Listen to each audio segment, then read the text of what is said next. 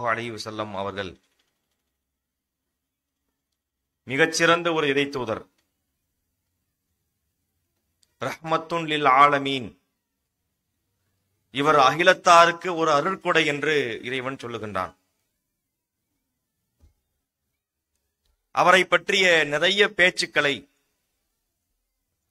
இஸ்லாமிய வரலாற்றின் வாயிலாக நாம் அறிந்து கொள்கின்றோம். ஃபபிமா ரஹ்மத்தின் மினல்லாஹி லின்த லஹும், அல்லாஹ்வின் அருளின் காரணமாகவே நபியே நீ அந்த மக்களிடத்தில் நளினமாக நடந்து கொள்கின்றீர். ரசூலுல்லாஹ்வுடைய குணம் எப்படிப்பட்டது? தங்கமான குணம், நற்குணம். வ இன்னக லஅலா குலுகின் அதீம், நபியே நீங்கள் மகத்தான நற்குணத்தின் மீது இருக்கின்றீர்கள். நல்ல குணமுள்ளவங்க என்று சிம்பிளா சொல்லல, நற்குணத்தின் மீது இருக்கின்றீர்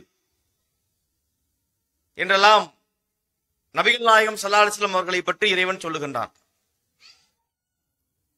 அவர்களுடைய வாழ்க்கையை வரலாறை நம்ம வாசிக்கும் போதும் அதை புரிந்து கொள்ள முடிகின்றது.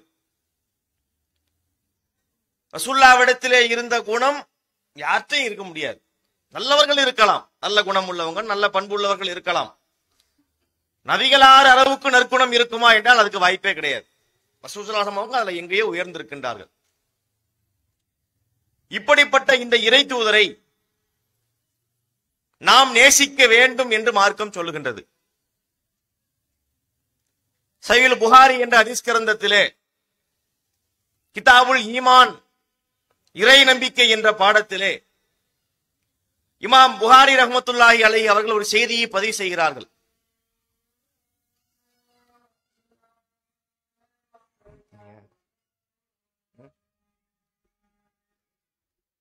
லா யுமினு அஹதுக்கும் ஹத்தா அகூன அஹப்ப இலைஹி மின் வாலிதிஹி வ வலதிஹி வன்னாசி அஜ்மஈன். உங்களில் ஒருவர் தன் மகனை நேசிப்பதை விட, தன் தந்தையை நேசிப்பதை விட, உலகத்திலே இருக்கின்ற அனைத்து மக்களையும் நேசிப்பதை விட என்னை ஒருவர் நேசிக்கவில்லை என்றால் அவர் உண்மையாக ஈமான் கொள்ளவில்லை என்று நபிகள் நாயகம் ஸல்லல்லாஹு அலைஹி வஸல்லம் அவர்கள் சொல்லியிருக்கின்றார்கள். இந்த நபிகள் நாயகம் ஸல்லல்லாஹு அலைஹி வஸல்லம் அவர்களுக்கு இஸ்லாத்திலே இருக்கின்றது தரஜா இருக்கின்றதே வேற யாருக்குமே கிடையாது. அந்நபியு அவுலா பில் முஃமினீன மின் அன்ஃபுஸிஹிம் வ அஸ்வாஜுஹு உம்மஹாத்துஹும். இந்த இறை தூதர் அவர்களுடைய உயிரை விட மேலானவராக இருக்கின்றார். கூடவே அல்லாஹ் சொல்லுகின்றான், அவருடைய மனைவிமார்கள் இந்த மூமீன்களுக்கு தாய்மார்களாக இருக்கின்றார்கள். இந்த சிறப்பு வேற யாருக்குமே கிடையாது. சஹாபியை பெண்மணிகள் எத்தனையோ பேர் இருந்தார்கள். உம்மு சுலைம் ரலியல்லாஹு அன்ஹா சொர்க்கத்திற்கு நன்மாராயம் சொல்லப்பட்ட ஒரு பெண்மணி தான். ஆனா அங்க மூமின்களுக்கு தாய் கிடையாது. இன்னும் பல உயர்ந்த சஹாபியை பெண்மணிகள் இருந்தார்கள். இன்றைக்கும் இருப்பார்கள். நல்ல முஸ்லிம் பெண்கள் இருப்பார்கள். அவர்கள் மூமின்களுக்கு தாயாக முடியாது. மூமின்களுக்கே தாய்மார்கள் என்று சொன்னால் அது ரசூலுல்லாஹ்வுடைய மனைவிமார்களுக்கு மட்டும் அல்லாஹ் கொடுக்கக்கூடிய சிறப்பு. ரசூலுல்லாஹ்வுக்குள்ள சிறப்பு என்ன? அனைத்து மக்களை விட நம்ம ரசூலுல்லாஹ்வை நம்ம நேசிக்கணும். அந்த இடத்திலே அல்லாஹ் நபிகள் நாயகத்தை அமர வைத்திருக்கின்றார். இதையெல்லாம் நாமும் ஏற்றுக்கொள்கின்றோம், நாமும் பிரச்சாரம் செய்கின்றோம். ஆனால் இதில் என்ன சிக்கல் ஏற்படுகிறது என்று சொன்னால், இஸ்லாமிய மார்க்கத்திலே அனைத்திற்குமான வழிகாட்டுதல்கள் சொல்லப்பட்டிருக்கு. ஒவ்வொருத்தரை எங்க வைக்கணும், இது ரொம்ப அடிப்படையான விஷயங்கள். இங்க நம்ம கவனிக்கணும்.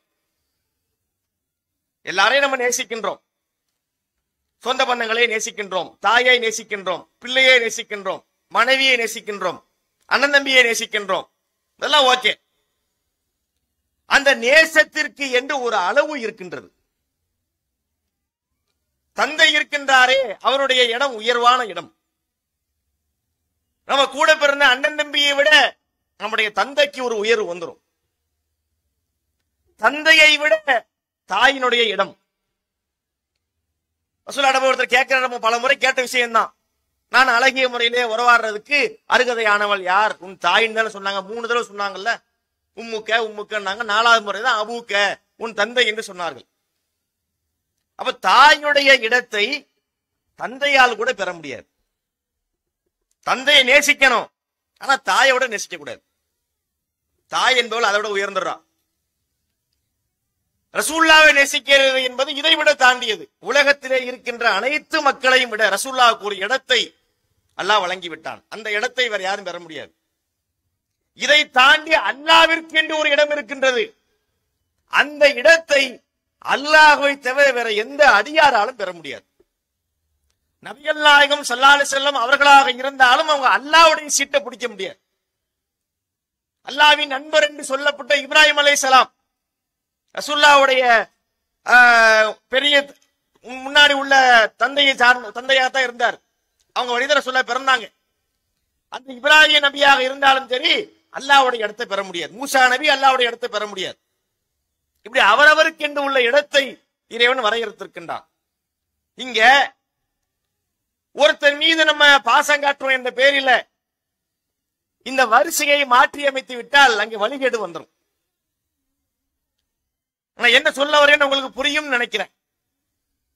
நபிகள் நாயகம் ஸல்லல்லாஹு அலைஹி வஸல்லம் அவர்களை புகழ்கிறோம், நேசிக்கிறோம் என்ற பெயரிலே இன்று முஸ்லிம்கள் செய்யக்கூடிய பல காரியங்கள் நம்மை முகம் சுளிக்க வைப்பதாக அமைந்து விடுகின்றது. அல்லாஹ்வும் அல்லாஹ்வுடைய தூதரும் காட்டித்தராத பல விஷயங்களை, இஸ்லாத்துடைய வரம்புகளை மீறக்கூடிய காரியங்களை நபிகள் நாயகத்தை நேசிக்கிறோம் என்ற பெயரிலே, ரசூலுல்லாஹ்வை புகழ்றோம் என்ற பெயரிலே மக்கள் செய்து விடுகின்றார்கள். அனைத்திற்குமே மார்க்கத்திலே வழிகாட்டுதல் இருக்குதுங்க. இந்த மார்க்கம் சிறப்பான ஒரு மார்க்கம். நீங்கள் எந்த துறையிலே போனாலும் இதை பற்றி மார்க்கம் பேசவில்லை என்று சொல்லவே முடியாது. அனைத்து விஷயங்களை பற்றியும் மார்க்கம் நம் தெளிவுபடுத்தி இருக்கின்றது. ஆனால் இன்று முஸ்லிம்களுடைய வாழ்க்கையில் பார்க்கின்றோம், மார்க்க வரம்புகளை கண்ணா பின்னான்னு மீறுறாங்க. அதுல ஒரு முக்கியமான விஷயம் என்னன்னா, ரபியுல் அவ்வல் மாதம் வந்துவிட்டால், இப்ப நம்ம ரபியுல் ஆகிர்ல இருக்கோம், இதுக்கு முந்தைய மாதம் மீலாது விழா, இந்த மாதத்துல ரசூலுல்லாஹ் பிறந்தாங்க, ரசூலுல்லாஹ்வை புகழ்ந்து நம்ம மௌலிது ஓத வேண்டும், சுப்ஹான மௌலிது ஓத வேண்டும், அவர்களுக்காக மீலாது விழா கொண்டாட வேண்டும். அதுவும் இந்த ஆண்டு 1500வது ஆண்டு பிறந்த தினமா, அதை ரொம்ப செலிப்ரேட் பண்ணணுமா இல்லையா என்ற பெயரிலே ஏகபோக கச்சேரிகளை அங்கங்கே அரங்கேற்றுவதை பார்க்கின்றோம். இது அவரவர் விருப்பம் தான். நம்ம யாரையும் பிடிச்சி கட்டியெல்லாம் இழுக்க மாட்டோம். நாங்கள் மௌலிதை ஓதுவோம், ஓது, யாரு வேணாண்டா. நம்ம இப்படி பிரச்சாரம் பண்றோம் தெரியுமா? இதை பார்த்து விட்டு அவங்களுடைய நிம்மதி கொஞ்சம் குலைந்து போகின்றது. உடனே வரிந்து கட்டிக்கொண்டு நீங்கள் கூடாது என்று சொன்னால் நாங்கள் பல மடங்கு ஓதுவோம். ஓதுங்க, யாரு வேணாம்னா அங்க பதில் சொல்லுங்க. இஸ்லாமிய மார்க்கம் என்ன சொல்லுகின்றது? யாரையும் கட்டாயப்படுத்தாதுங்க. லா இக்ரா ஃபித்தீன் கத் தபையன ருஷ்து மினல் கை. இது மார்க்கத்துடைய அடிப்படை. மார்க்கத்தில் நிர்பந்தம் என்பது கிடையாது. உண்மையும் பொய்யும் தெளிவாயிடுச்சு, சத்தியம் அசத்தியம் தெளிவாயிடுச்சு, நீ முடிவு பண்ணிக்கங்கிறான் அல்லாஹ். இன்னொரு இடத்திலே குறிப்பிடும் போது ஃபமன் ஷா அஃபல் யுமின் வமன் ஷா அஃபல் யக்ஃபுர். விரும்புகிறவர் இதை ஏற்கலாம், விரும்புகிறவர் இதை மறுக்கலாம். ஆனா மறுத்தா அங்க அல்லாட்ட நிக்கணும். அதை நம்ம ஞாபகத்துல வச்சுக்கிறோம். வைத்துக் கொண்டு மறுக்கிறவர் மறுக்கலாம். அல்லாஹ் உலகத்துல நமக்கு சுதந்திரம் கொடுத்துட்டான். எனவே நாங்கள் மௌலித பயங்கரமா ஓத போறோம். அல்ல ஒருத்தர் சொல்றாரு, ரொம்ப ஆச்சரியமாக இருக்கிறது. சுப்ஹான மௌலித் ஓதினால் நரகம் என்று சொல்கின்றார்கள். நரகமாக இருந்தாலும் நான் ஓதுவேன். இந்த கேசுகளை என்ன பண்றது? மார்க்கத்தில் உள்ள விஷயங்களை சொல்லி புரிய வைக்கிறோம். எங்க நன்மையான ஓதுறோம் சொன்னா கூட பரவாயில்லை, சில பேர் அப்படி ஓதுறாங்க. அதுல பேரழித்து போய் கடைசியில நரகமாக இருந்தாலும் ஓதுவோம். அது அவரவர் விருப்பம் தான். எங்களுடைய கடமை என்ன அப்படின்னா, மார்க்கத்திற்கு முரணாக ஒரு விஷயம் நடந்தா நாங்க மக்களுக்கு தெளிவுபடுத்துவோம். அதுக்கு தான் இங்க வந்திருக்கோம். யாரை விமர்சிப்பதற்காகவோ யாரையும் திட்டுவதற்காகவோ நாங்க இங்க வரல. அது எங்களுக்கு வேலையும் இல்லை. யாரை திட்டுவதால் எங்களுக்கு என்ன லாபம் கிடைக்க போகுது அதுவும் கிடையாது. எங்களுடைய வேலை மக்களுக்கு மார்க்கத்தை சொல்வதுதான். இது நீங்கள் அடிப்படையில் புரிந்து கொள்ள வேண்டும். இப்ப சுப்ஹான மௌலித் என்ற விஷயத்துக்கு நேரடியாக வந்துடுறேன், நேரம் கொஞ்சம் குறைவாக இருக்கின்றது. சுப்ஹான மௌலித் என்பது என்ன என்று இவங்க சொல்றாங்கன்னா, நபிகள் நாயகம் அவர்கள் பிறந்த மாதத்திலே நாங்கள் அவர்களை புகழ்கிறோம். அதற்காக உருவாக்கப்பட்ட அரபி பாடல்கள் தான் சுப்ஹான மௌலிது. அதை நாங்க ஓதுறோங்கிறாங்க. இதை வெறுமனே அவர்கள் ஓதுவது கிடையாது. அவங்க நம்பிக்கை எப்படி இருக்குன்னா, இதை ஓதுவதால் நன்மை இருக்கின்றது, அவருக்கு பல நன்மைகள் நடக்கின்றது, பரக்கத்து கிடைக்கின்றது, அவருடைய வீட்டிலே வளம் பெருகுகின்றது, வியாபாரத்திலே அவர்களுக்கு அபிவிருத்தி உண்டாகின்றது. அதனால தானே எல்லா விஷயத்துக்கும் மௌலிது ஓதுறாங்க.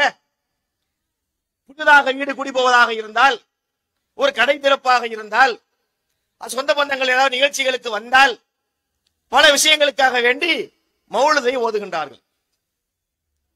இதுல பல விஷயங்கள் நம்ம விளக்க வேண்டிய ஒன் பை ஒன்னா நம்ம டயத்துக்குள்ள எவ்வளவு முடியுமோ அதை பார்ப்போமே. முதல்ல அடிப்படையில மௌலிது என்பது என்ன அப்படின்னா, பாடல்கள் தான் மௌலிது. கவிதை, கவிதை என்பது ஏற்றுவது, பாடல் என்பது படிச்சிருது, அதான் பாடல்ங்கிறோம். இஸ்லாமிய மார்க்கத்துடைய அடிப்படையிலே இந்த பாடல்கள் என்பது என்ன நம்ம புரிஞ்சுக்கிறோங்க. இதை புரிந்து கொண்டாலேயே மௌலிது கூடுமா இல்லையா என்பதை நம்ம லேசா ஒரு முடிவுக்கு வந்துடலாம். பெரிய ஆய்வுலாம் வேண்டியதில்லை. கவிதைக்கு, பாட்டுக்கு இஸ்லாத்துடைய நிலை என்ன என்பதை புரிந்து கொண்டாலேயே இது கூடுமா கூடாதுங்கிற முடிவுக்கு வந்துடலாம். இஸ்லாமிய மார்க்கம் கவிதையை ஹைலைட் பண்ணவே இல்லை.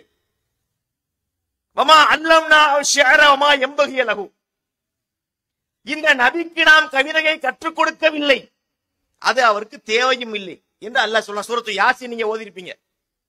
அல்ல வரக்கூடிய வசனம் என்ன, இந்த நபிக்கு நாம் கவிதையை கற்றுக் கொடுக்கல, அதோட அல்லாஹ் நிறுத்தல. வமா யம்பகி லஹுங்கிறான், அது அவருக்கு வேண்டியதும் இல்லை, தேவையும் இல்லைங்கிறான். உன்னை இதுக்கு ஒருத்தர் விளக்கம் சொல்றார். ரசூலுல்லாஹ்வுக்கு அப்ப அல்லாஹ் கல்வியை தான் கத்துக் கொடுக்கல, அது ஹராம்னு சொல்லுவீங்களா? அது வணக்கம் தான் பண்றாங்க. பிள்ளைங்க எல்கேஜில போய் ஏபிசிடின்னு படிக்குது, அதை வணக்கம் என்றா படிக்கிறது, வணக்கம் என்று படிக்கவில்லை. நீங்க மௌலித வணக்கம் தானே படிக்கிறீங்க, இதை ஓதுனா நன்மை கிடைக்கும். அப்ப ஒரு விஷயம் நன்மை என்று இருக்குமானால் அது கண்டிப்பாக ரசூலுல்லாஹ்வுக்கு சொல்லித் தரப்பட்டிருக்க வேண்டும். இது ஒரு அடிப்படை. இன்னொரு விஷயம் என்ன என்று பார்த்தால், இஸ்லாம் ஏன் கவிதையை ஏத்துக்கிறது, அதுக்கு ஒரு ரீசன் வேணுமா இல்லையா? கவிதை என்பது எவ்வளவு முக்கியமான ஒன்று. இன்னைக்கு நம்ம எல்லாம் கவிதை இல்லாமலா இருக்கிறோம். பல பேரு கவிதை என்பது மனிதனை மயக்குதா இல்லையா? நம்ம பார்க்கிறோம், பஸ்ல ஒருத்தர் போய்கிட்டு இருக்காரு, ஆள்ல முரட்டாளா இருப்பார், ரக்கடா இருப்பார், மீசையும் வச்சு தோற்றம் பாத்தீங்கன்னா கொடூரமா இருப்பார். அங்கே பஸ் ஓட்டும் டிரைவர் ஒரு பாட்டை போட்டு விடுறான், அது டிக்கி டிக்கின்னு மியூசிக் போகுது. இவர் என்ன செய்யறாரு, அவ்வளவு பெரிய முரட்டாளு அந்த இசையில அப்படியே மயங்குகிறார், பயப்படுகின்றார். அந்த பஸ்ல முன்னாடி ஒரு கம்பி இருக்கும் பாருங்க, அதுல கை வச்சிருந்தவருக்கு இங்க ஒரு மோதிரம் ஒண்ணு போட்டிருக்காரு. அந்த பாட்டுடைய இசை அவரை மயக்குது. அந்த மோதிரத்தை வச்சு டிக்கி டிக்கின்னு இவர் ஒரு மியூசிக் வேற போடுவார். இந்த இளையராஜா போட்ட மியூசிக் மேல இவர் ஒரு பேக்ரவுண்ட் மியூசிக் ஒண்ணு அடிப்பார். இப்படி இந்த பாட்டு என்பது, இசை என்பது ஒருத்தனை மயக்கக்கூடியது என்பதுல மாற்று கருத்து இல்லை. ஆனா என்ன பிரச்சனை இருக்கு அப்படின்னா, ஒரு கவிஞன் ஒரு விஷயத்தை உள்ளது உள்ளபடி சொல்ல மாட்டான். ஒன்னு மிகைப்படுத்தி புகழுவான், அல்லது முகைப்படுத்தி திட்டுவான். இந்த ஒரு பிரச்சனை யாரிடத்திலே உண்டு? கவிஞனிடத்திலே உண்டு. இதற்கு ஏராளமான எடுத்துக்காட்டுகள் உண்டுங்க.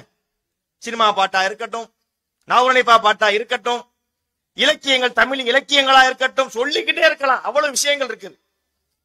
அதாவது எந்த ஒண்ணு இயல்பாக நடந்ததோ அது இயல்பை பேச மாட்டார்கள். அல்லாஹ் சொல்ற திருமறை குர்ஆனிலே சூரத்து ஷுஆரா என்ற ஒரு சூரா இருக்கு, கவிஞர்கள் என்ற ஒரு அத்தியாயம் இருக்கு. அதுல அல்லாஹ் சொல்லுகின்றான், அஷ்ஷுஆராவு யத்தபிஉல் காவூன், கவிஞர்களை வழிகேடர்கள் தான் பின்பற்றுவார்கள்.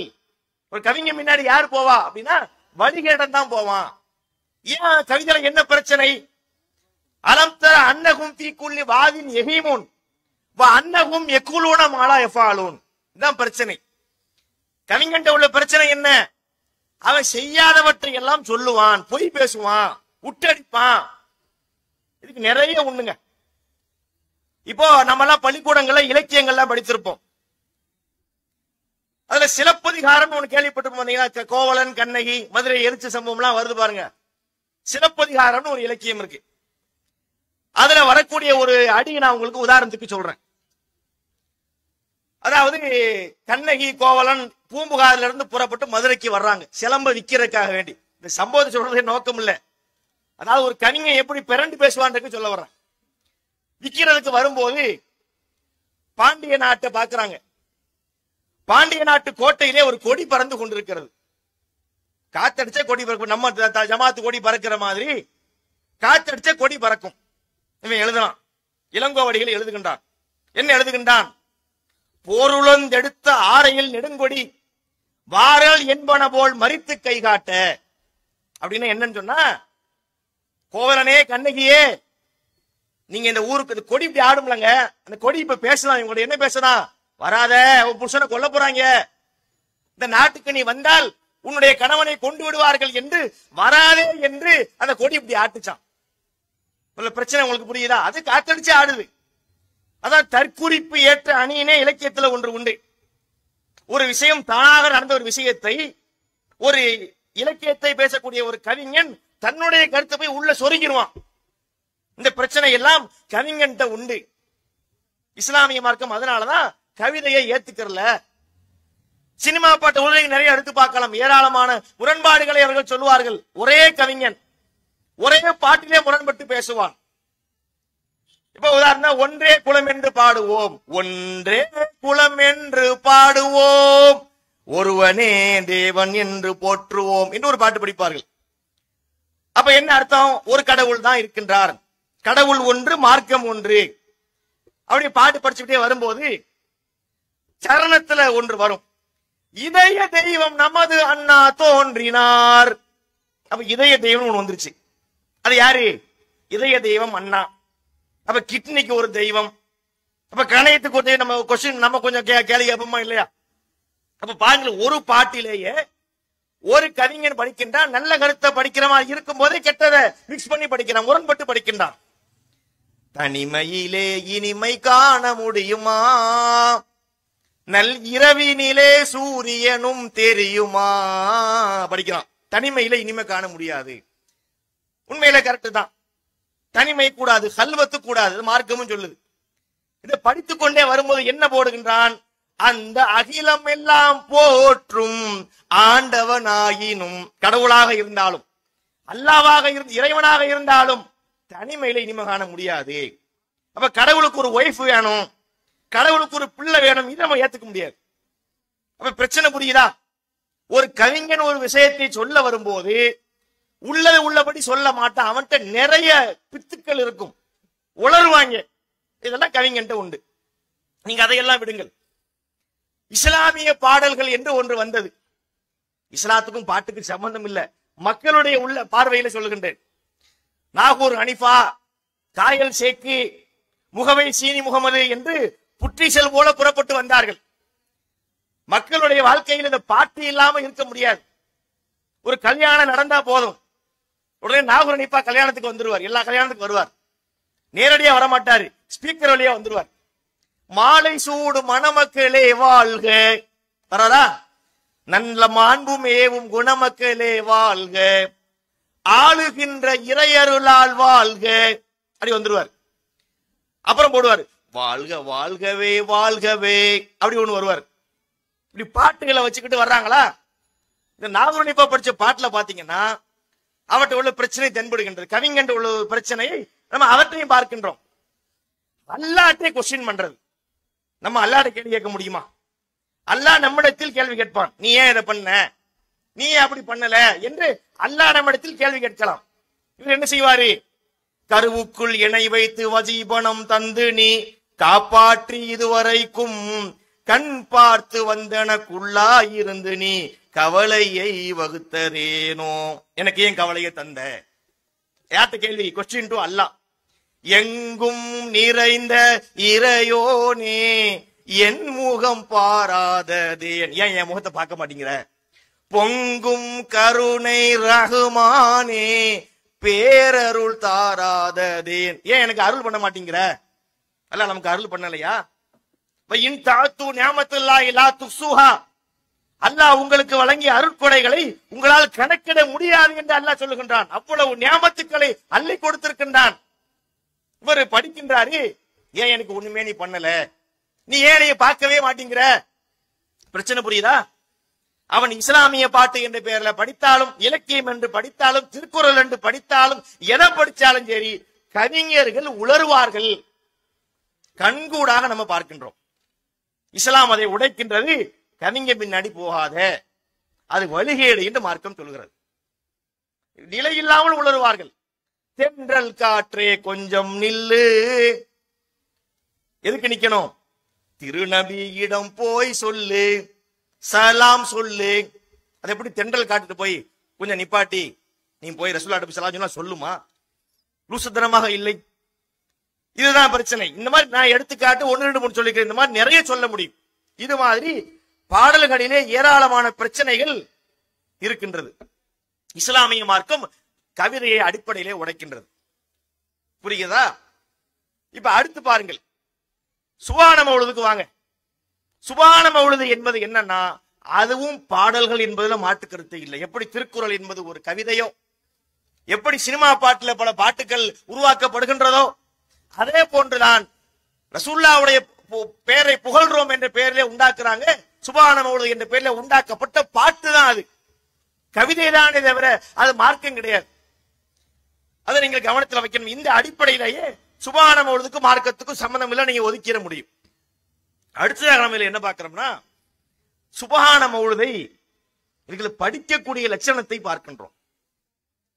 எப்படி எல்லாம் படிக்கின்றார்கள்? பெரும்பான்மையாக இவர்கள் சுபஹான மௌலிதை படிப்பது சினிமா பாட்டு மெட்டில் தான் படிக்கின்றார்கள். நிறைய நீங்களே கேட்டிருப்பீங்க, வீடியோக்கெல்லாம் கூட பேஸ்புக்ல வருது. எல்லாம் எம்ஜிஆர் பாட்டு, சிவாஜி பாட்டு, இப்ப லேட்டஸ்டா அனிருத் வரைக்கும் அடிக்கிறாங்க. இப்ப வர லேட்டஸ்டா வரக்கூடிய பாட்டுல இருந்து கூட டியூன் எடுத்து அதை படிக்கின்றார்கள்.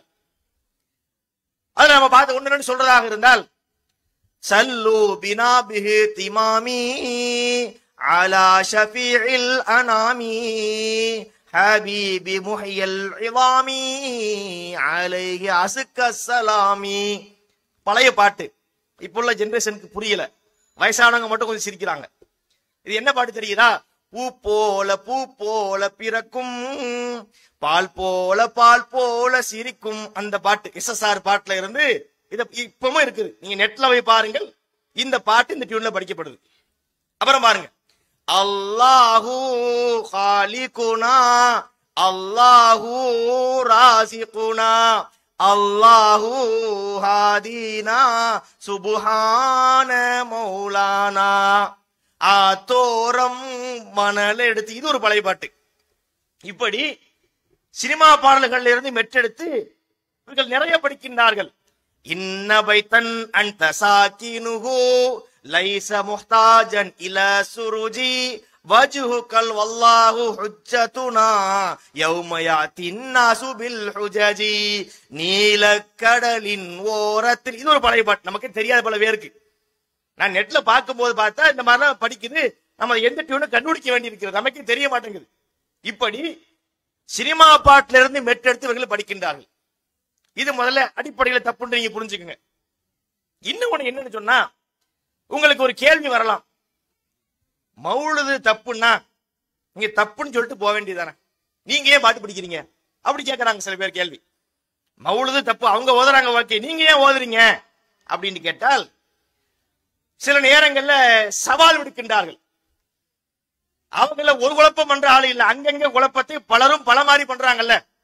அதுல சிலர் கேட்கக்கூடிய கேள்வி என்ன, இவர்களுக்கு மௌலிது தெரியாது, இந்த தௌஹீத் ஜமாத்காரங்க ஏன் மௌலிது கூடாதுங்கிறாங்கன்னா, மௌலிது ஓத தெரியல, நம்மள மாதிரி டியூன் போட தெரியல.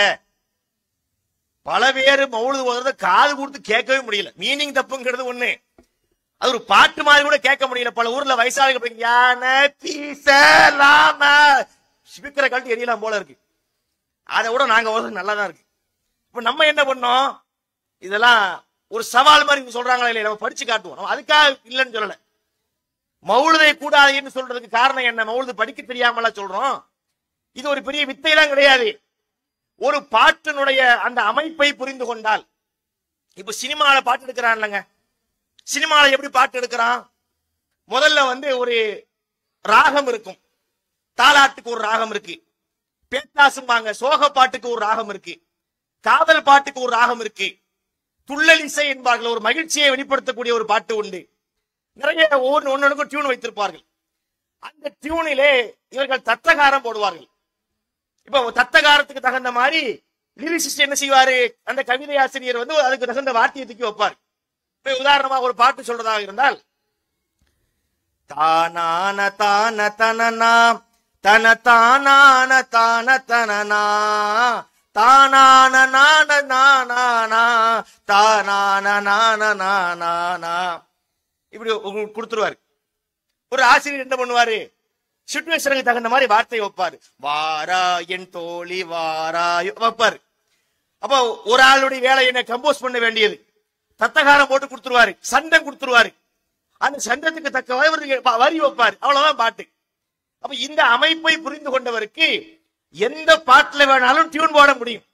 நம்ம என்ன செஞ்சோம், ஊரா போய் இப்படி போட்டு காட்டணும். இப்ப கமெண்ட்ல வருது, நீங்க எங்களோட நம்ம நல்லா மௌலுது ஓதுறீங்களே, நீங்க எங்க ஓட சேரக்கூடாது. இப்ப சொல்றோம், முன்னாடி என்ன சொன்னாங்க, மௌலுது தெரியாது அப்படின்னு சொன்ன மக்களுடைய வாயில இப்ப என்ன வருது, கமெண்ட்ல நம்ம எடுத்து பாக்குறோம், நாங்கள் ஓதுவதை விட நீங்க நல்லா ஓதுறீங்களே, நீங்க எங்க ஜமாத்துல சேர்ந்தா என்ன, இப்ப ஏன் சொல்றேன்னு புரிகிறதா? தப்பு என்று சொன்னால் அதை உடைத்து நம்ம மக்களுக்கு சொல்ல வேண்டி இருக்கின்றது. அப்ப சினிமா பாட்டி மெட்டில இருந்து இவர்களை எடுத்து படிக்கக்கூடிய ஒரு நிலையை பார்க்கின்றோம். அப்ப இந்த மாதிரி ஒரு விஷயம் வணக்கமா இருக்க முடியுமா? எந்த ஒரு ஊர்லயாவது ஒரு அல்ஹம்து சூராவை சினிமா பாட்டி மெட்டில ஓதுவாங்களா? அதை வணக்கம் என்று சொல்லுவார்களா? நாகவனிதாவுடைய ஒரு பாட்டை வணக்கமாக சொல்லுவார்களா? இப்ப துவாக்கள் இருக்கு.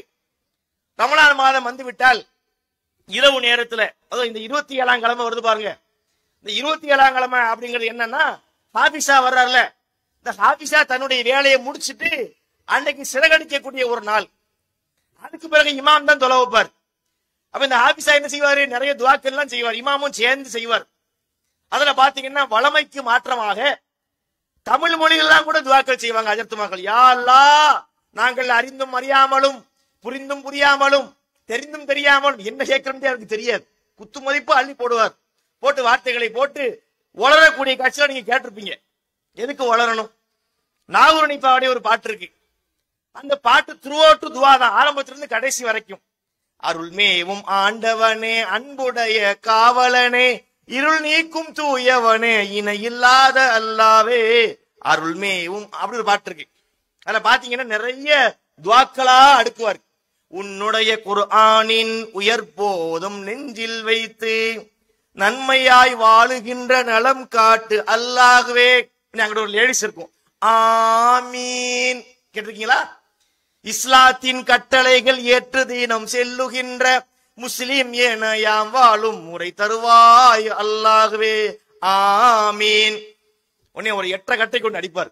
அப்படி இங்க பார்க்கலாம். வாட்டும் வறுமையின்றி வதைக்கின்ற நோயின்றி தாத்திகமாய் வாழ்ந்திடவே தயை புரிவாய் அல்லாஹ்வே, அப்படி ஆமீன் போகும்.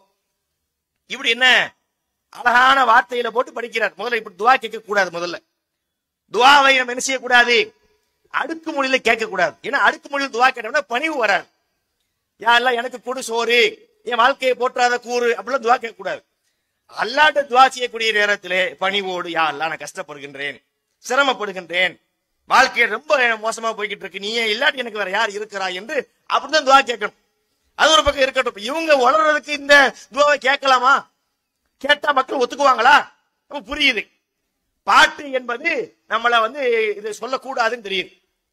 அதுவும் பல பேரை வழிகெடுப்பதற்கு இந்த பாட்டு பயன்படவும் செஞ்சிருக்கு. நாகூரணிபாவுடைய பல பாட்டை எடுத்து பார்க்கின்றோம், மக்களை வழிகெடுப்பதற்கு தான் அது பயன்பட்டிருக்கின்றது. இணை என்ற வார்த்தையை நம்ம அல்லாஹ்க்கு தான் பயன்படுத்துவோம். அல்லாஹ்வுக்கு தான் இணை கிடையாது. மற்ற எல்லாத்துக்கும் என்ன ஏதாவது ஒரு விஷயத்துல இணை இருக்கலாம். இவர் சொல்றாரு, ஒரு அவுலியா பத்தி பேச வருகின்றார். கவிஞன் உள்ள இன்னொரு பிரச்சனை என்ன தெரியுமா, எந்த ஒன்றை பொண்ணாலும் அதுல வந்து ரொம்ப மிகையா போவான். இணையில்லாத அறிவின் உருவே, இந்து முஸ்லீம் போற்றும் குருவே, அணையா விளக்கே ஷேக் அப்துல் காதர் வழி மருகபா என்று பாட்டு படிப்பார். ஒரு அவுலியா பத்தி படிக்கிறார். என்ன சொல்றாரு, இணையில்லாத அறிவின் உருவு. அவருடைய அறிவுக்கு வேற யாருமே ஈக்குவல் கிடையாது. இந்த சிக்கல் உங்களுக்கு புரியுதா? இது மாதிரி ஏராளமான பிரச்சனைகள் யார்கிட்ட இருக்குது, இந்த கவிஞர்கள்ட்ட இருக்கு. சரி, கவிஞன் படிச்சதுல நல்ல கருத்தும் இருக்கும். உடனே ஒரு கேள்வி கேட்பாங்க, ஏ கவிஞர் கருத்துல நல்லதே இல்ல, உங்க கண்ணுக்கு தெரியாதா? சரி, அதை நீங்க கேட்டு திருந்தவா செஞ்சீங்களா? இந்த கருத்தை யார் சொல்லுகின்றார்களோ அந்த மக்களை பார்த்து நம்ம கேட்கிறோம். இந்த ஷிர்கை ஆதரித்து பல பாடலை படித்த நாகூர் ஹனீஃபா சிலர் நல்ல பாட்டையும் படித்தார், அதை மட்டும் விட்டுட்டாங்க. உதாரணமாக வரதட்சணையை பத்தி ஒரு பாட்டு படித்தார், நம்ம மக்களுக்கு பெருசா தெரியாது. என்ன பாட்டு படித்தார்? நீ கைக்கூலி வாங்குவதும் சரிதானா, மார்க்க முறைதானா சொல்றார். பல்லாயிரம் குமரி பெண்கள் நாட்டினிலே ஏங்கி பதறி பதறி வாடுகின்றார் வீட்டினிலே. எல்லாம் முதிர்ந்த கன்னிகள் வீட்டிலே இருக்கின்றார்கள். பெண்களுக்கு மகரை தந்து மனம் புரிவீர் என்று பெருமானார் சொன்ன மொழி மறந்தீரோ? மனம் ஒன்று சொல்லுதே, வாய் ஒன்று சொல்லுதே, ஏன் இந்த இழிநிலை கூறுவீர்? படித்தாரா? உரத்த குரல்ல படித்தாரா? எத்தனை பேர் திருந்தனா? நம்ம நவரிப்பா படிச்சாருப்பா. வரதட்சணை வாங்காதங்கிறாரு. வீட்டுக்கு வீடு பல பேர் பெண்கள் கண்ணீர் வடிக்கின்றார்கள் முதிர் கண்ணிகளாக என்று சொல்லி வரதட்சணையை விட்டொழித்தார்களா? அதை மட்டும் கேட்கல, மத்த எல்லாத்தையும் கேட்கின்றார்கள். அப்ப இது மாதிரி கவிதையிலே நிறைய பிரச்சனை இருக்கின்றது. நீங்க அதை அடிப்படையாக வச்சு இந்த மௌலுதை தூக்கி கடாசிட முடியும். இதுக்கும் மார்க்கத்துக்கும் சம்பந்தமே கிடையாது. இது எல்லாம் குப்பைகள். அதுவும் பார்க்கின்றோம் பல பேர்கள்ல. சுபான மௌலுது, முஹீத்தின் மௌலுது, யாக்குத்துபா, சாவுலமீது மௌலுது. இப்ப குப்பை நடத்தீங்க, மக்கும் குப்பை, மக்காத குப்பை, ஆஸ்பத்திரியில இருந்து கொட்டுற குப்பை, டீ கடை குப்பை, ஹோட்டல் கடை குப்பைன்னு பல குப்பை இருக்கிற மாதிரி மௌலுதுல பார்த்தா விதவிதமான குப்பை, எல்லாம் குப்பை. மொத்தத்துல அல்லாவும் தூதரும் சொல்லித்தராத ஒரு விஷயத்தை எவன் புதிதாக உண்டாக்குகின்றானோ அதுக்கு மார்க்கத்துக்கு சம்பந்தம் கிடையாது. சுபான மௌலுது என்ற பெயரிலே ரசூலுல்லாஹ் புகழ்றோம் சொல்றாங்க. சரி, என்ன சொல்லி புகழ்ந்தாங்கன்னு யார்ட்டையாவது நீங்க கேளுங்க. பார்த்தா மக்களுடைய உள்ளமெல்லாம் ஈமான் கரபுரண்டு ஓடுகின்றது. மௌலுது கச்சேரிக்கு போயிட்டு ஒருத்தர் வருவார், ஏதோ ஒரு போர்க்களத்துக்கு போயிட்டு வந்த மாதிரி ஒரு வீரம் நிறைந்த நடை அது வருகின்றது. எங்க போயிட்டு நீங்க? மௌலுது ஓதிட்டு வர்றேன். எதுக்கு மௌலுது ஓதுனீங்க? ரசூலுல்லாஹ் புகழ்ந்தோம். என்ன புகழ்ந்தீங்க என்று கேட்டு பாருங்கள், அவர்களுக்கு சொல்ல தெரியாது. அதுல என்ன இருக்கின்றது?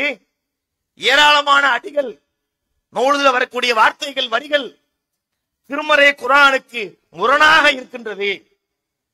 அல்லாஹ்வுடைய தூதர் நபிகள் நாயகம் ஸல்லல்லாஹு அலைஹி வஸல்லம் அவர்கள் எந்த கருத்தை மக்களுக்கு சொன்னார்களோ அந்த கருத்துக்கு முரணாக அமைந்திருக்கின்றது. இப்ப நாம் பாவங்கள் செய்கின்றோம். உதாரணத்துக்கு ஒன்று ரெண்டு சொல்லுவோம். நாம் பாவங்கள் செய்கின்றோம், மனிதர்கள் தான். இந்த பாவங்களை மன்னிப்பது யார்? அல்லாஹ் தான் பாவங்களை மன்னிப்பவன். அதுக்கு ஏராளமான வசனங்கள் குர்ஆன்ல சான்றாக இருக்கின்றது.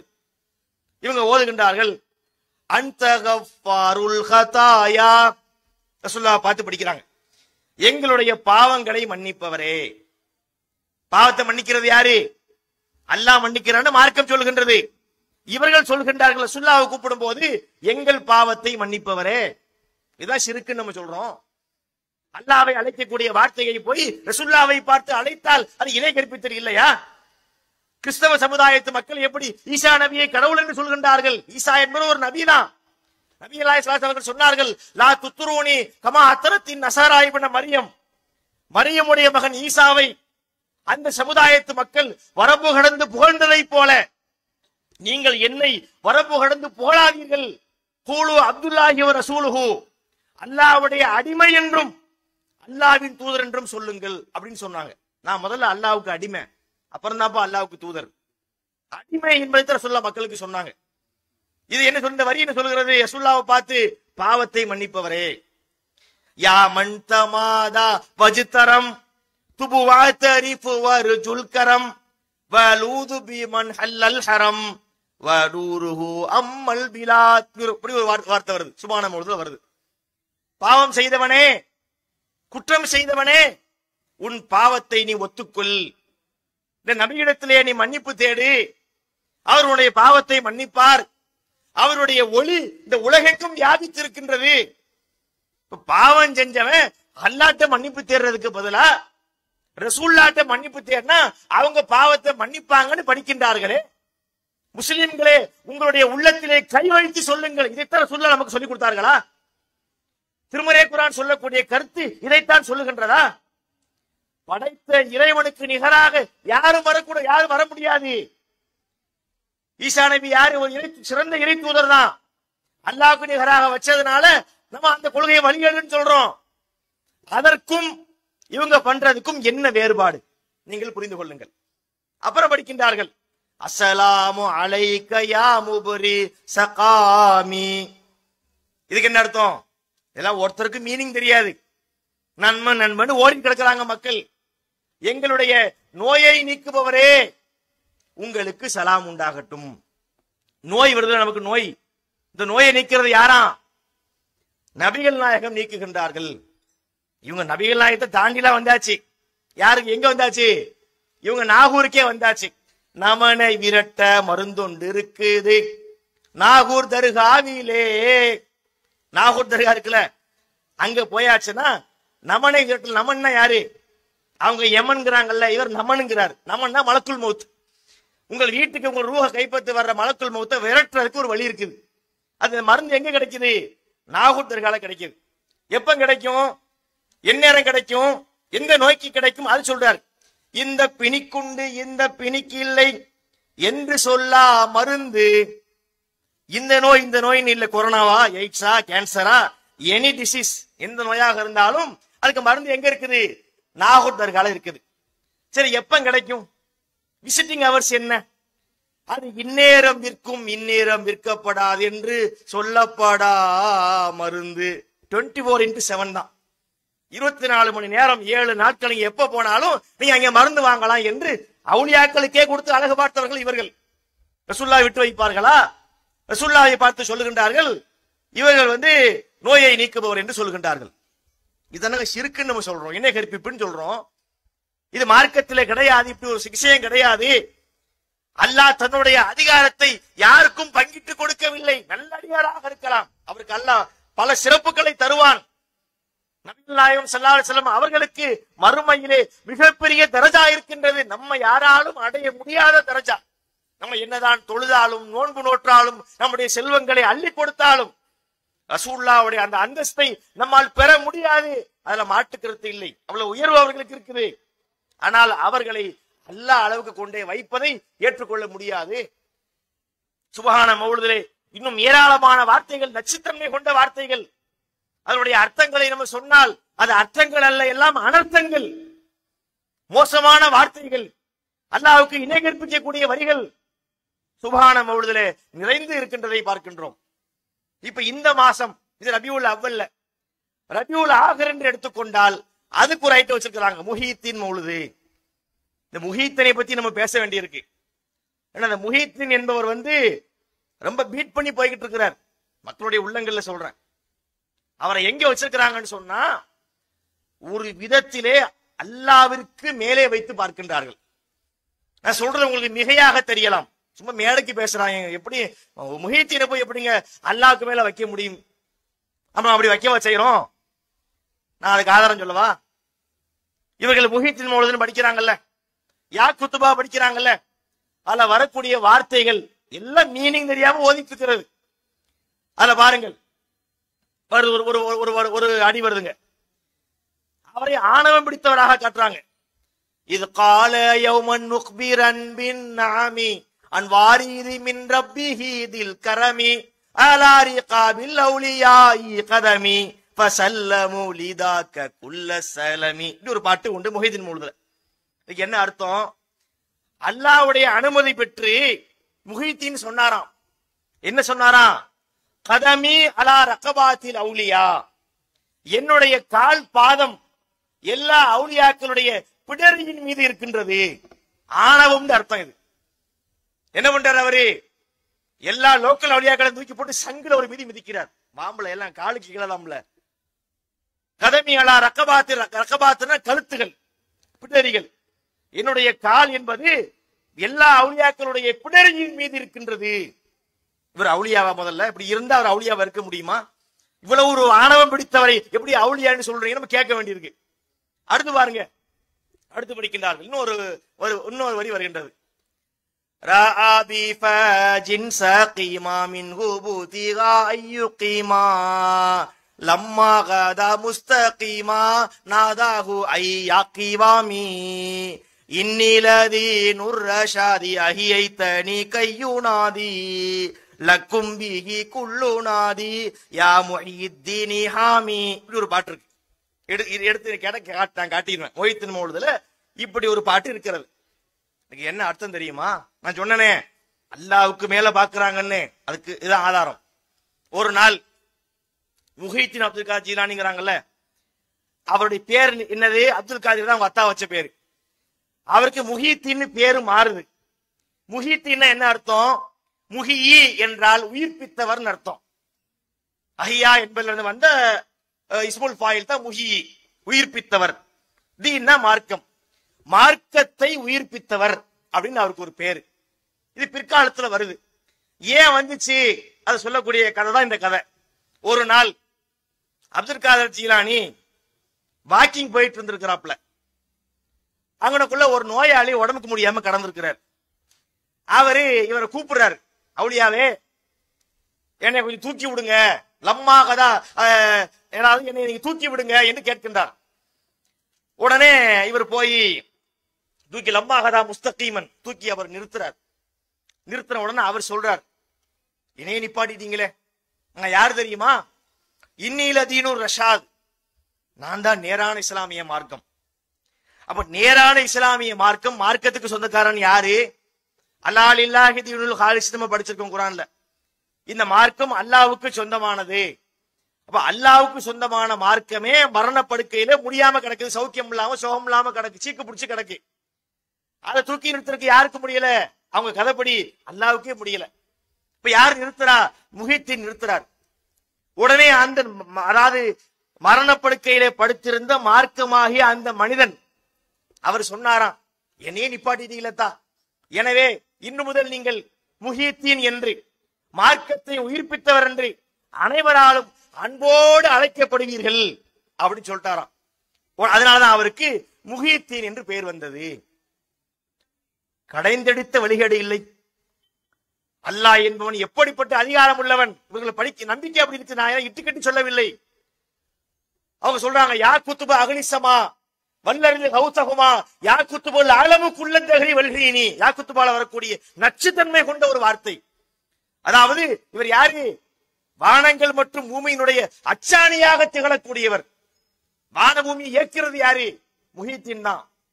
அந்த கோடிகளுமோர் பந்தன கைக்குள் அடக்கி விளையாட வல்லீர், அகிலமோர் ஏழினையும் ஆடும் கருங்கு போல் ஆட்டி விளையாட வல்லீர், கண்டித்த கடுகில் எழு கடலை புகட்டி விளையாட வல்லீர். யாரை பார்த்து பிடிக்கிறாங்க? அப்துல் காதர் ஜீலானி என்ன செய்வாரா? உதாரணத்துக்கு நிறைய இருக்குது பாட்டுல. குணங்குடி மஸ்தானுக்கு கிறுக்கம் படிச்ச பாட்டு இது, அவனே அவுளியா ஆக்கிதான் கடைசியில். இப்ப அந்த பாட்டுல பாத்தீங்கன்னா, கண்டித்த கடுகில் எழு கடலை புகட்டி விளையாட வல்லீர். கடுகு இருக்கு, மஸ்டர்ட் இருக்குல்லங்க வீட்டுல தாளிக்கக்கூடிய கடுகு. அந்த ஒரு கடுகுக்குள்ளே 7 கடலை உள்ள விட்டு கலக்கி விளையாடுவாராம். கடுகு இருக்கிறது இத்தனை கொண்டு, ஒரு கடி கடிச்சா அது ஒண்ணும் இல்லாம போயிடுது. அந்த கடுகுக்குள்ளே 7 கடல். விட்டலாச்சாரியார் படம் மாதிரி இல்லை. இவங்க பூரா அப்படித்தான் இருக்கும். இப்படி அவரை கொண்டு இவங்க வைக்கக்கூடிய யா முஹித்தீன் யா கௌதுல் ஆலம், யா அல்லாண்டு கூட அவங்க வாயில வராது பெரும்பாலும். யா முஹித்தீன் எங்கே கொண்டே நம்ம சொல்றது? அவர் மீது இருக்கக்கூடிய பக்தி என்பது அளவு கடந்து போய் கொண்டிருக்கிறது. முஹித்தீன் மௌலூத் படிக்கின்றார்கள். இன்னொன்று பாருங்கள், இவங்களுடைய நம்பிக்கை என்பது கடைந்தெடுத்த ஷியா நம்பிக்கை. ஷியாக்களுக்கு ஒரு நம்பிக்கை உண்டு, அவங்களுக்கு பல 12 இமாம்கள் உண்டு. அவங்க நம்பிக்கை என்னன்னு சொன்னா, ஒரு இடத்திலே அமர்ந்து கொண்டு சில திக்ருகளை செஞ்சா, சில மஜ்லிஸ்களை உருவாக்கினால், இமாம்களை அழைத்தால் அந்த சபைக்கு இமாம்கள் வருவார்கள். அதை அவங்க நம்புகின்றார்கள். அதே நம்பிக்கை தானே எங்கள்கிட்ட இருக்கு. வமயுனாது சிமி அல்பன் பி கல்வதிஹி அஸ்மம் பி ஹிம்மதிஹி ஷர்மன் லிகஃவதிஹி அஜதுஹு முஸ்லிம் மின் ஜலி தஅவதிஹி ஃபல்யது யா அப்துல் காதிர் முஹியத்தீன் என்று படிக்கின்றார்கள். அதாவது ஒருவன் இருட்டறையிலே அமர்ந்து கொண்டு 1000, அதாவது இருட்டறையில கண்டிஷனா பார்த்தா உங்களுக்கு வில்லங்கமா இருக்கும். ஏன் அவுலியாக்களே வெளிச்சத்துக்கு வர்றது இல்ல? இப்ப நான் இங்க பேசிக்கிட்டு இருக்கிறோம், இங்க வந்து குதிரையில வந்து டபால குதிக்க வேண்டியதானே? யோம் அது துணைத் தலைவர் சட்டையை பிடிச்சு தூக்கணும், எல்லாம் ஈமான் கொண்டு போக போறோம், ஏன் வர்றது இல்ல? எங்க நிரூபிச்சு காட்டணும். ஒரு விஷயத்தை எங்க நிரூபிக்கணும்? மறுக்கிறவன் தான் நிரூபிக்கணும். ஏத்துக்கிட்டவன் நிரூபிக்காம நம்பிக்கிட்டு இருக்கிறான். நாங்க மறுக்கிறமே, இங்கே வந்து அவர் குதிக்கணும், வரமாட்டார்.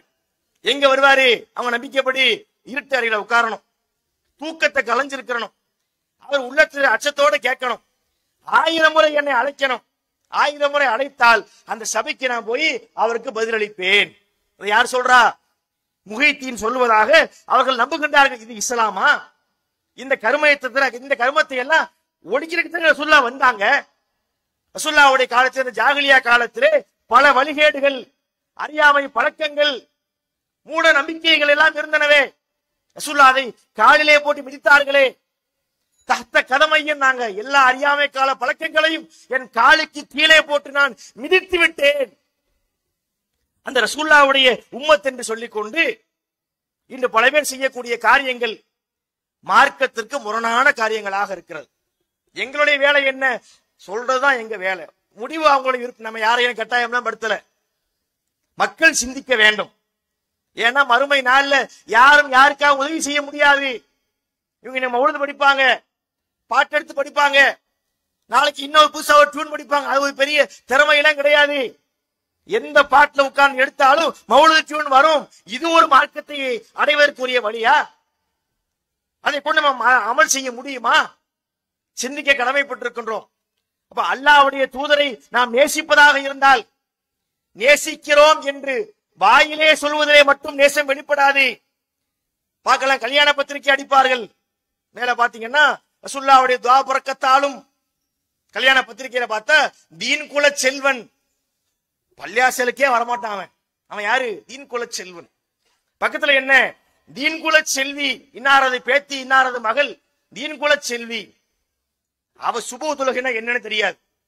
கடல் கிழித்து கதிரவன் தான் உதிக்கும் முன்னாலே தன் உடல் குளித்து உதுவெடுத்து சுபுகு தொழுகுவாள். பாட்டுலாம் நீங்க பார்க்கலாம். அந்த மாதிரி விஷயம் சில பெண்கள்கிட்ட கடல் குளிச்சு கதிரவன் வர்றதுக்கு முன்னாடி உடல் குளிச்சு தொழுகைக்கு வந்துருவாங்களாம். அப்படி தொழுகையை பேணுவாங்களாம். பேணக்கூடிய பெண்கள் இருக்கின்றார்கள். அதை பேணாத ஒரு பெண் இருப்ப, அவளுக்கும் பேர் என்ன? தீன் குல செல்வி. மார்க்கத்தை பின்பற்ற ரசூலுல்லாஹ்வை நேசிக்கின்றால். இது அல்ல. நபிகள் நாயகத்தை நாம் நேசிப்பதாக இருந்தால் உளப்பூர்வமாக நேசிக்கணும். நம்ம இஷ்டத்துக்கு ஒரு காரியத்தை பண்ணிட்டு அதை மார்க்கம் என்று சொல்லக்கூடாது. அது மார்க்கம் அல்ல, அது வழிபாடு அல்ல, அது வழிகேடு. இந்த அடிப்படையில் நம்ம புரிந்து கொண்டால் நம்முடைய வாழ்க்கையிலே எந்த வழிகேடுகளும் வர முடியாது. எனவே எல்லாம் அல்ல அல்லாஹ்வின் நல்லடியார்களே, இந்த பகுதியிலே வாழக்கூடிய முஸ்லிம்களே, நாங்கள் உங்கள்கிட்ட வைக்கக்கூடிய அன்பான வேண்டுகோள் என்ன? இந்த சுபஹான மௌலிது, முஹைத்தீன் மௌலிது, மீலாது விழாக்கள், இதெல்லாம் மார்க்கம் கிடையாதுங்க. ரசூலுல்லாஹ்வை நேசிக்கக்கூடிய அடையாளம் கிடையாது. ரசூலுல்லாஹ் நேசிக்கிறதுனா என்ன? அவர்களை உளமாற நேசித்து அவர்கள் சொன்ன அடிப்படையில் நம்முடைய வாழ்க்கையை அமைக்கணும். திருமணம் முடிப்பதா, வியாபாரம் செய்வதா, கொடுக்கல் வாங்கலா, குழந்தை வளர்ப்பா, பெற்றோரை பராமரிப்பதா, அனைத்து காரியங்களுக்கும் அல்லாஹ்வுடைய தூதர் சொன்ன அடிப்படையிலே நம்முடைய வாழ்க்கையை அமைப்பதுதான் சரியான நேசமாக இருக்க முடியும். அப்படிப்பட்ட ஒரு நேசத்தை அல்லாஹ் நம் அனைவருக்கும் தந்தருள் புரிவானாக என்று கூறி என்னுடைய இந்த உரையை முடித்துக் கொள்கின்றேன். அஸ்ஸலாமு அலைக்கும் வரஹ்மத்துல்லாஹி வபரகாத்துஹு.